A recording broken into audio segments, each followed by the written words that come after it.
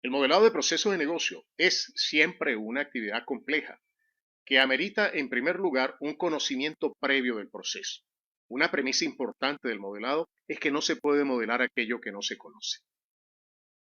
Por otro lado, el proceso es iterativo, es decir, la elaboración de un diagrama de procesos es una actividad gradual e iterativa que requiere varios ciclos en los cuales se repiten la misma cantidad de procesos hasta lograr obtener un resultado bastante aproximado a la realidad. El resultado de cada una de estas iteraciones tiene que ser validado y las personas que están mejor preparadas para validar el resultado de esa iteración, pues obviamente son los dueños, los usuarios del proceso, que son los conocedores de los detalles de cada uno de los procesos de negocio de una organización. Para poder abordar la complejidad del proceso, es importante que el modelado de un proceso de negocio sea también un proceso disciplinado. Esto permite asegurar la calidad del diagrama a través del seguimiento de un método o un modelo de proceso. Este modelo debe describir los pasos que se han de seguir para elaborar el diagrama. En esta lección del curso vamos a ver un modelo de proceso. Recordemos que todo proceso de negocio tiene un contexto y un conjunto de elementos externos que determinan en buena medida su estructura interna y su comportamiento. Por ejemplo, un proceso está siempre disparado por un evento, es decir, hay algo en el entorno, en el contexto del proceso que hace que el proceso se lleve a cabo, se ejecute, se dispare. Ese proceso consume insumos, o sea, requiere insumos, transforma esos insumos en productos o servicios.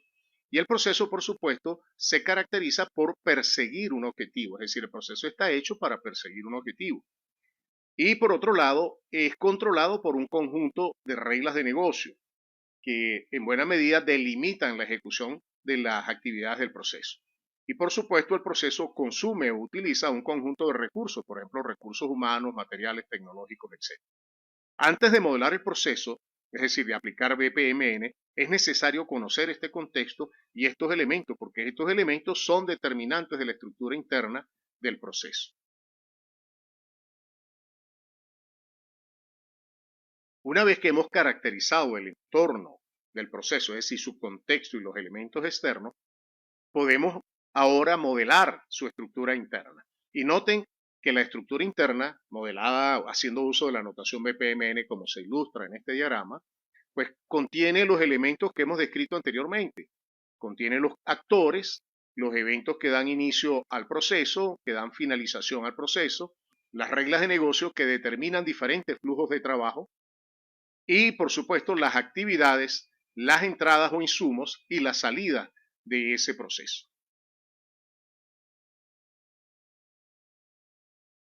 Vamos a ver ahora un proceso que hemos elaborado con la finalidad de simplificar la elaboración de los diagramas de proceso.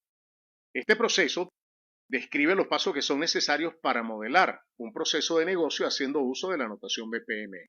Nótese que el modelo que se ilustra en esta lámina es también un flujo de trabajo elaborado en BPMN, que tiene la característica de ser iterativo.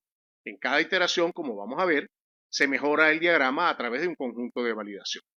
El proceso se inicia en la actividad 1, que consiste en identificar el objetivo y el contexto, continúa con la identificación de las actividades del proceso, luego identifica los insumos y resultados del proceso, luego identifica los actores, es decir, los roles que participan en la ejecución de las actividades, se identifica posteriormente los eventos. Una vez que hemos identificado las actividades, los insumos, los resultados, los actores y los eventos, es cuando estamos preparados para elaborar el flujo de trabajo haciendo uso de la notación BPMN. Una vez que hemos modelado ese flujo de trabajo, podemos entonces asociarle las actividades de ese flujo de trabajo a los actores.